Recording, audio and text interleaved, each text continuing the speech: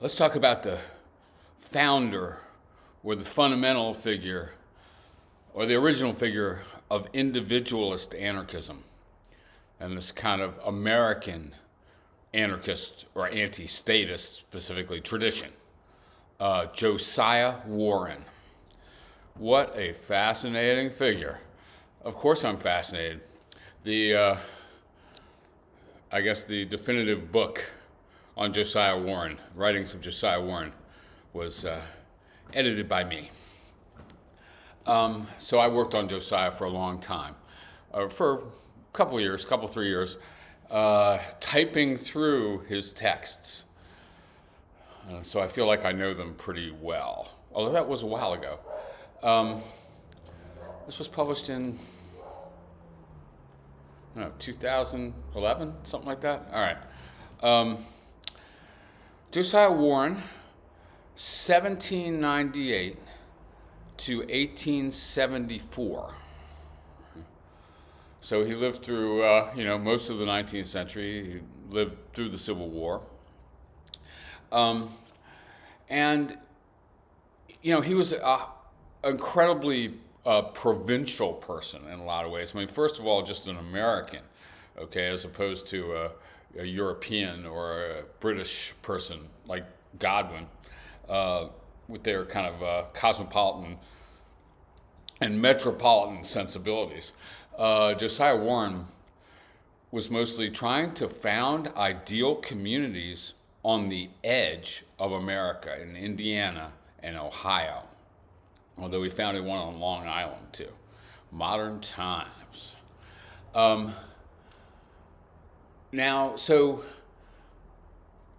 and he's a far less sophisticated thinker than Godwin, let's say.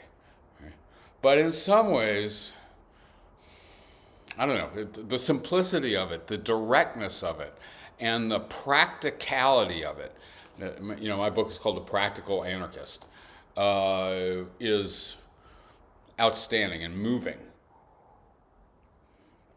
Quite an ingenious person. He invented a important sort of lamp that burned tallow, I think, or I don't know. Let's see. Need to look that up again. He invented a continuous feed printing press that really, even though he refused to take a patent on it, may well have formed the basis for later 19th century continuous feed presses that all newspapers essentially came to be printed on and stuff. He invented a system of musical notation, which I've asked musicians what they think, I guess, or I asked a professor of music one time what they thought, and took a look and thought it was a reasonably good system, actually. Maybe an improvement. All right, Josiah Warren. And first, let's connect him to William Godwin, though. And he really. All right, so Warren was born in the Boston area.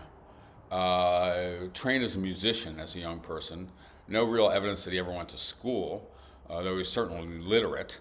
And he removed to Cincinnati, Ohio in the 1810s or around 1820 when there was an economic depression, early 1820s.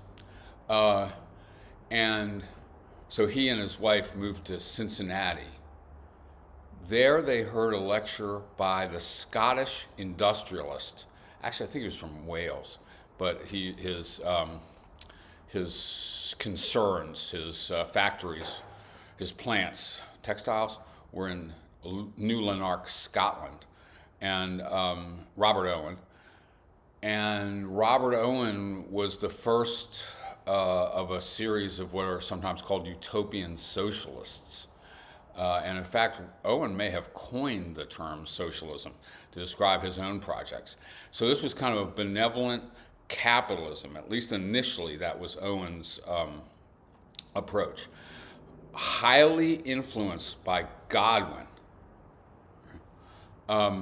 And trying to put Godwin's ideas into action in his own factory. So all these sort of educational programs, Godwinian for sure, all sorts of like shortening the workday, child care, a number, people came from all over Europe and the States to observe what was going on with Owen's factories and community, and he became world famous for like showing a different way, but again, not outside the context of rising capitalism. Actually, not at first, but pretty soon.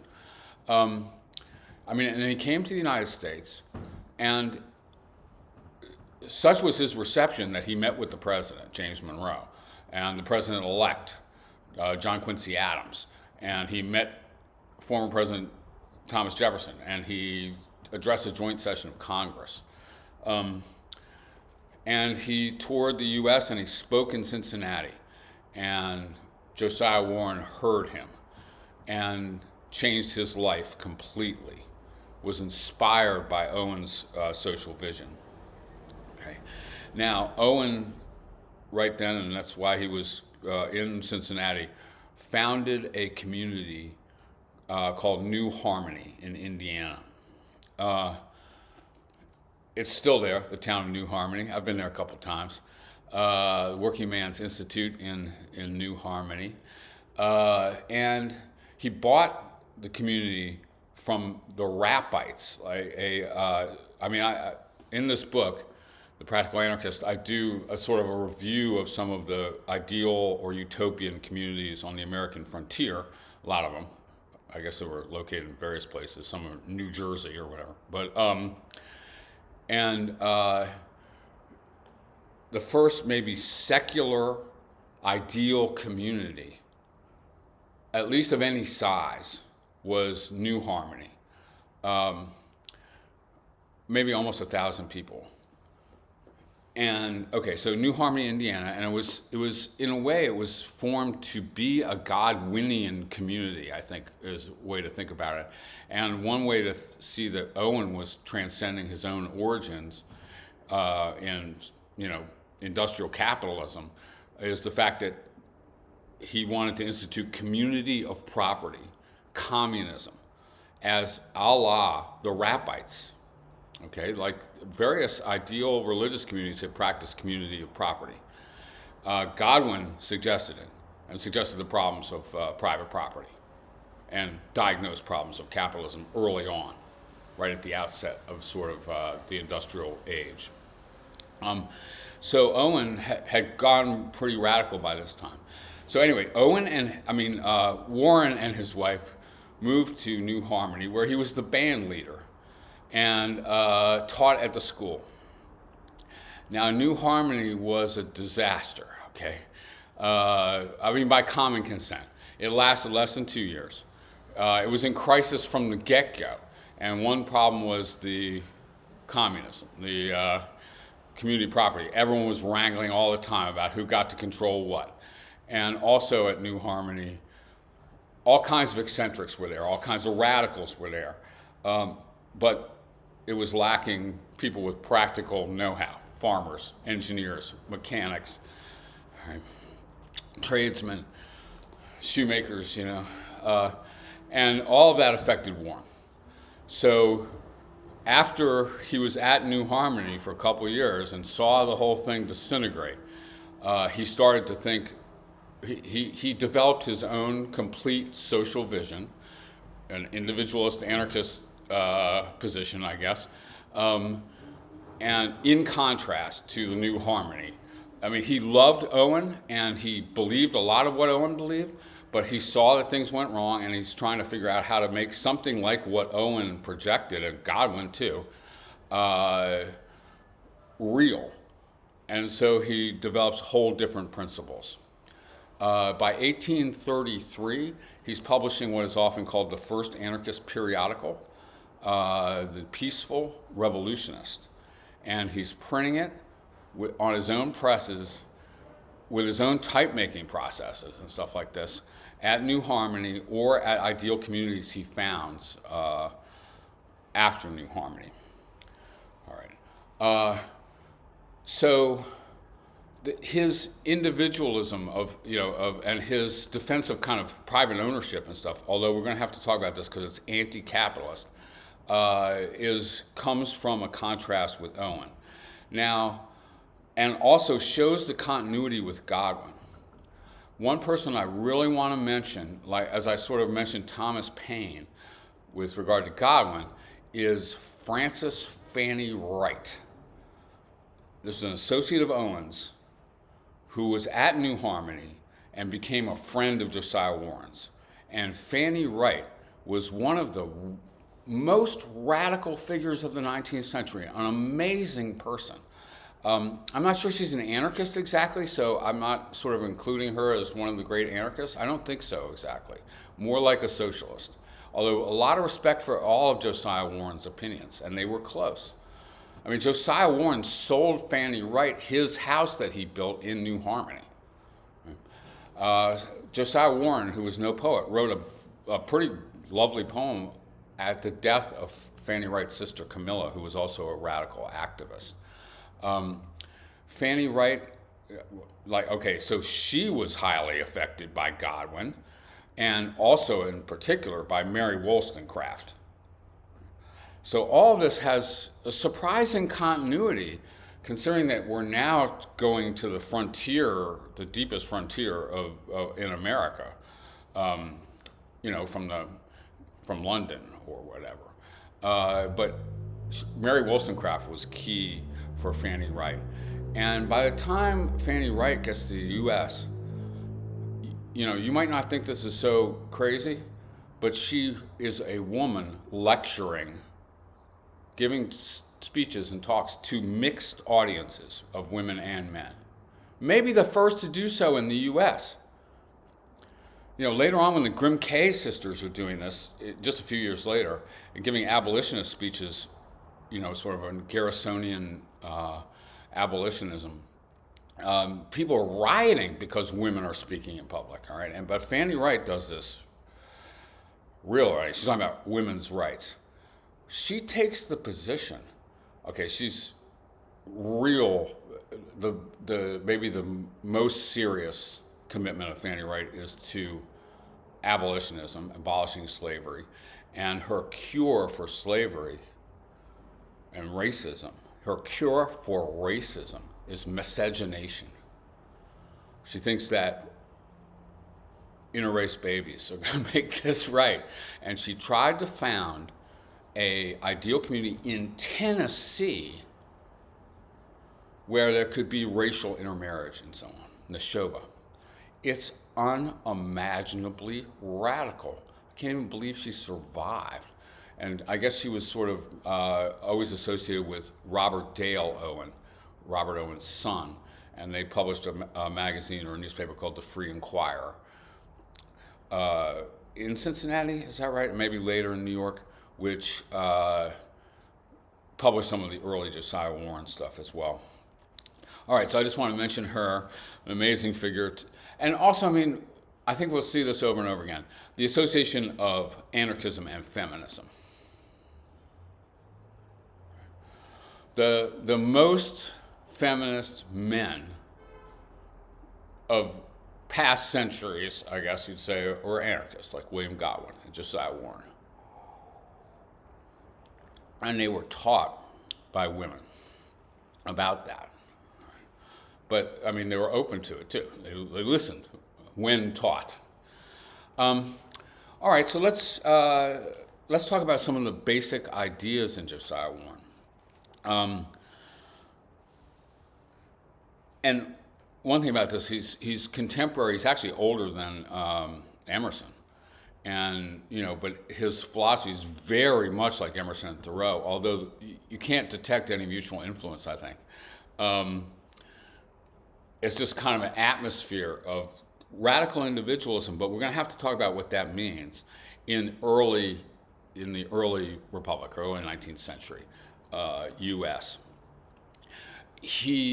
Emerson Emerson's Self-Reliance, let's say, is like a Warrenian manifesto.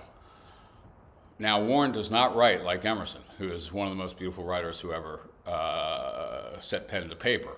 Warren is not. But Warren is trying to practically live in groups as Emerson and Thoreau are recommending. Although I don't think, I guess I say this, every literate American eventually knew by the 1840s, I guess, about Ralph Waldo Emerson. All right. But there's no real direct connection or quotation or anything back and forth. All right. Warren is trying to practically realize American transcendentalism. You know, I try to talk about that in the introduction to The Practical Anarchist quite a bit. Now, okay, so his basic ideas, first of all, individualism. He says of individualism, the first element of equitable commerce, this is at the beginning of his book, Equitable Commerce, which is the basic source for Warren's philosophy, co-written or edited from Warren's manuscripts by Stephen Pearl Andrews, who was his kind of associate, and they founded Modern Times on Long Island together in the 1850s, which was a wild temporary autonomous zone of people practicing all kinds of like sort of, polyamory, dietary stuff, homosexuality.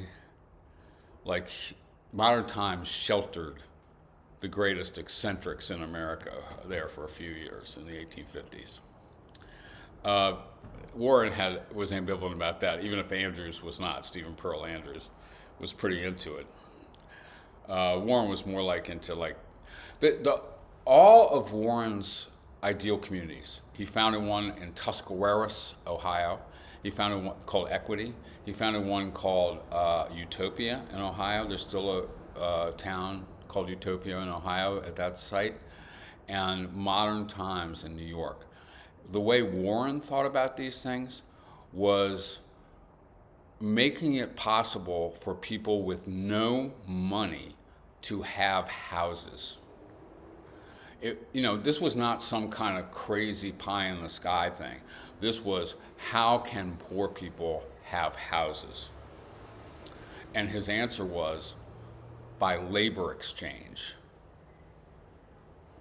And then he devised means of labor exchange known as the time store. And he had a time store in Cincinnati, which was very successful by all accounts, underselling conventional stores.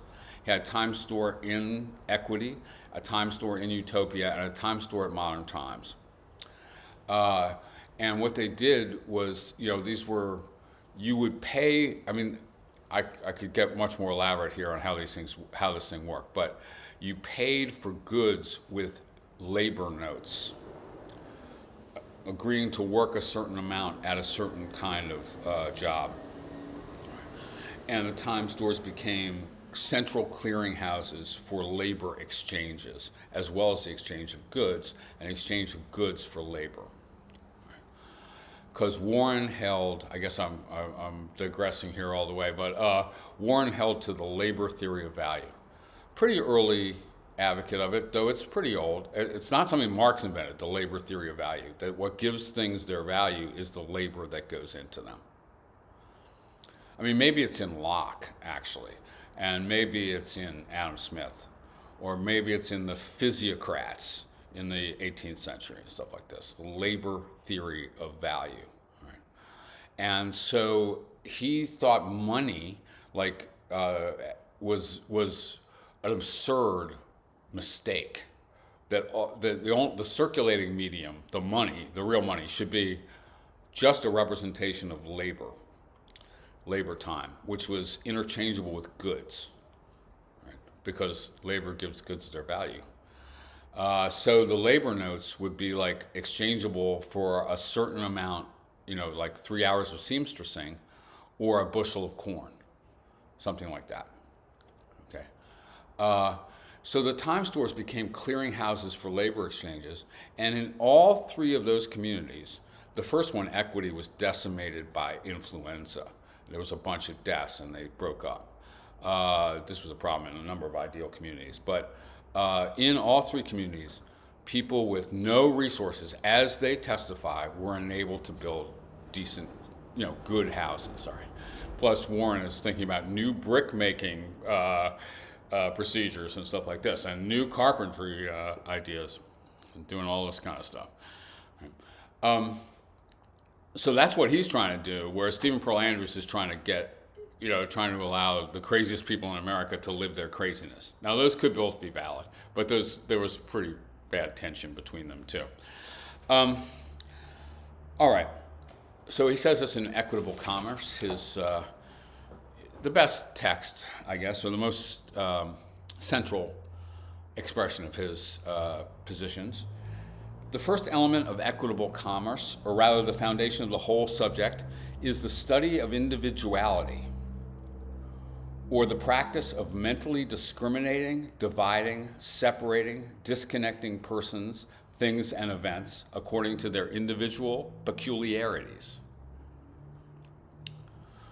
So he's one thing he says is science has been about generalizing from particulars, but the next phase of science will be about appreciating each particular thing as absolutely unique, which they are.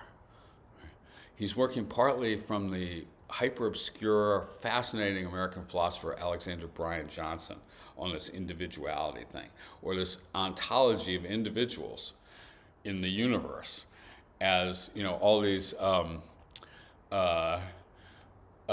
each unique item, appreciating things by their differences rather than their similarities. And actually, Warren's has wild writing about notational systems, languages, musical notations, and so on, where he describes them as systems of differences. The symbols only mean in contrast to one another, in virtue of the differences between them.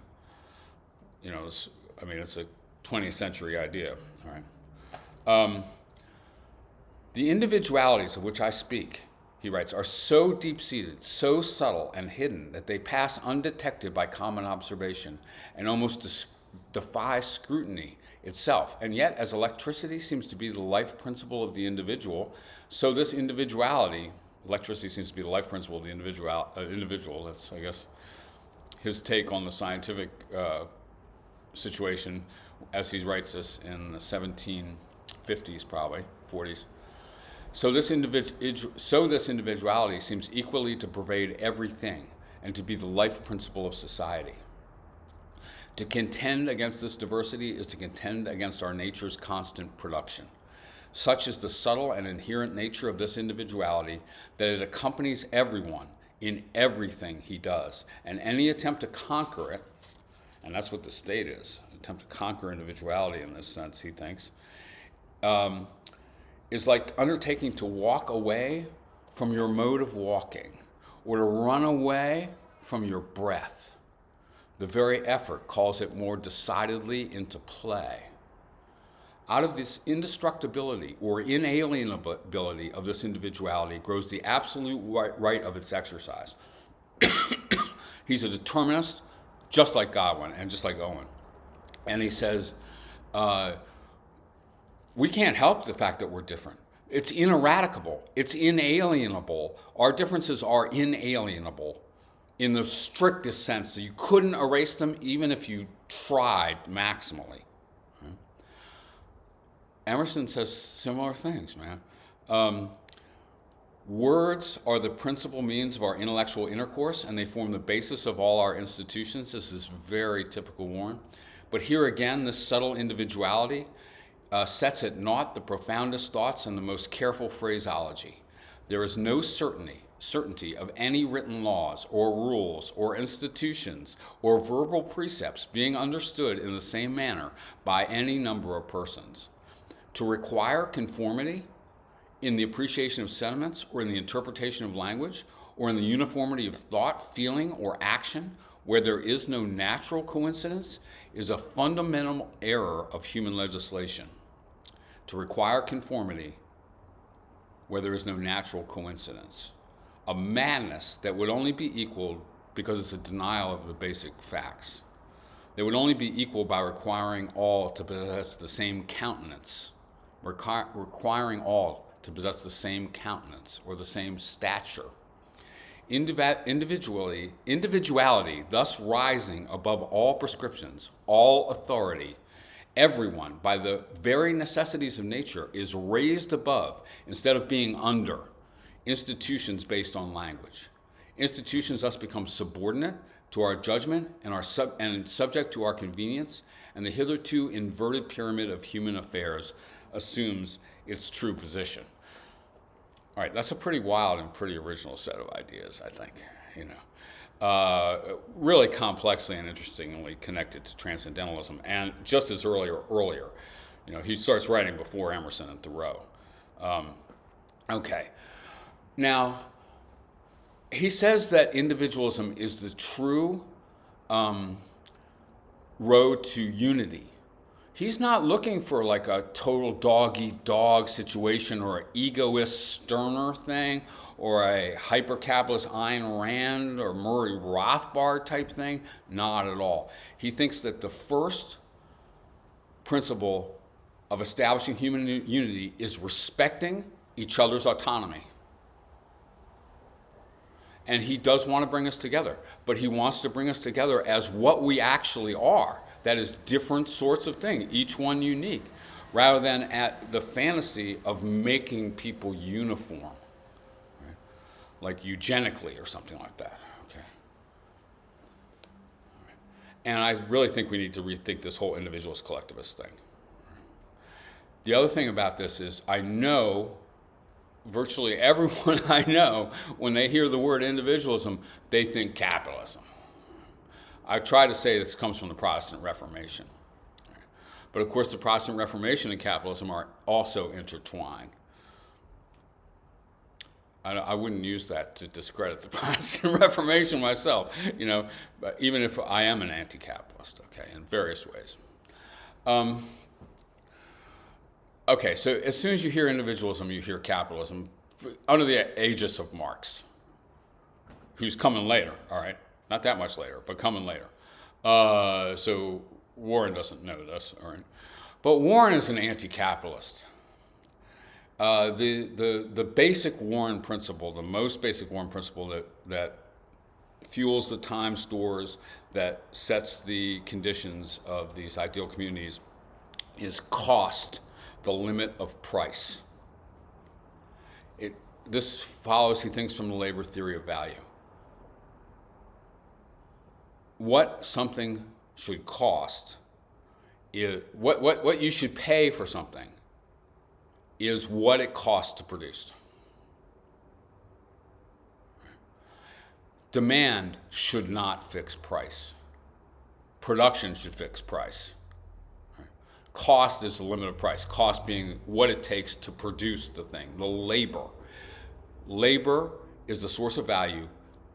Labor, how much labor there is in something, fixes the price, should fix the price of that thing. And he says that this idea, this capitalist idea, that demand should fix and does fix price, is cannibalism. He says, for example, what should the price of a glass of water be to a man who's dying of thirst? On a kind of Adam Smith supply and demand picture, everything he has. It would be irrational on a capitalistic picture not to take everything someone has for a glass of water when they're dying of thirst.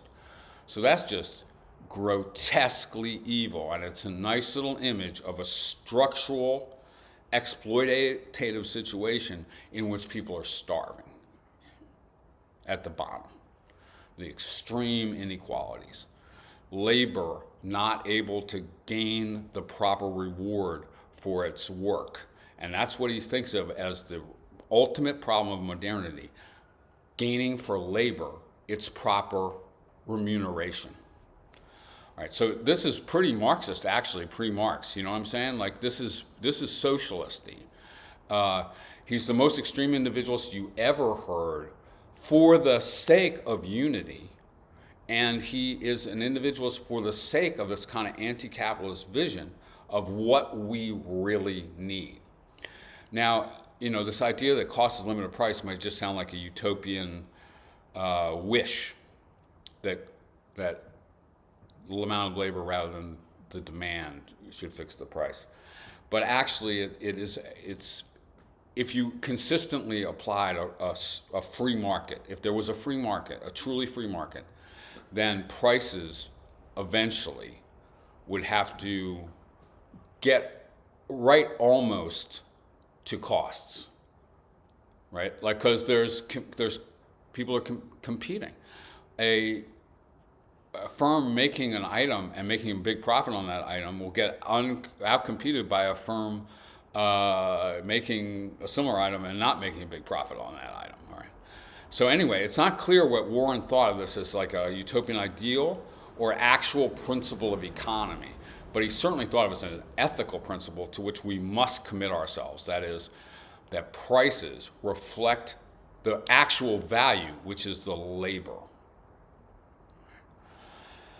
So I think one thing you're going to have to see is that he's not on the right and he's not on the left, and right and left don't make sense in the 1830s. They still don't, all right? Not till post-Marx and stuff like this, okay? And one thing I have to see is that the individualist collectivist split is a lot more complex and a lot richer than is often portrayed. And that I don't think that there can be any plausible communist vision that does not acknowledge the importance and reality of individuals, and nor can there be any plausible individualist position that doesn't acknowledge the construction of individuals in social situations. Okay, are those things supposed to be incompatible? That individuals are socially constructed and valuable? Those things better both be. I mean, they're both true. Okay. And so collectivists hold on to the value of the individual, or I'm just hearing you gearing up for the liquidations. But I also wanted to say that American individualism of the early 19th century is not some kind of go-go capitalist thing. All right, that's not what Emerson is doing. It's not what all these religious individualists are doing. It's definitely not what Fanny Wright is doing, and it's not what Josiah Warren or Lysander Spooner is doing. All right, so that's, I mean, there's much more to say. I wrote a book. But let's move on. Like, I'm not sure what I'll do now. I think probably Proudhon. Should I go from Warren to Lysander Spooner? Or should I go from Warren back across the ditch to Proudhon, who's the first person to call himself an anarchist? And I guess Peter Kropotkin thought that Warren anticipated the work of Proudhon. Maybe influenced, but at least anticipated the work of Proudhon in various respects. And I mean, that's very plausible. And that would also show maybe that the individualist collectivist split is not that clear. It's not that clear in Warren, and it's not that clear in Proudhon either. All right. Maybe Warren is an individualist who wants collective unity, and Proudhon is a collectivist who wants individual autonomy, or something like that. Again, are those supposed to be in tension? No, they're not. All right. That's my man Josiah Warren. These are works of art by my wife Jane Irish. We're at our place in Philly. She just had a piece installed at Princeton in the New Art Museum, and we're going to go over and hang out for some hours tomorrow afternoon. So come over and say hi if you're at the Princeton Art Museum on November 1st, 2025.